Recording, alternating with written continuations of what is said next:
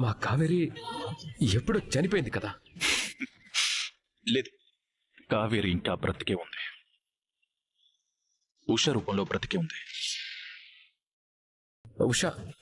ఈ ఉష ఉష అంటే వేరే అమ్మాయి. మా కావేరి చనిపోయింది కదా, తను మా కావేరి ఏంటి? అవునా? ఎవరు పొరపాటు పడుతున్నారో ఇప్పుడే తెలుస్తుంది. పిలవండి ఉషా అలియాస్ కావేరిని.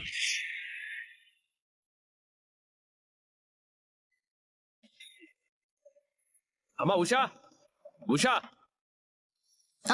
వస్తున్నాను బ్రో.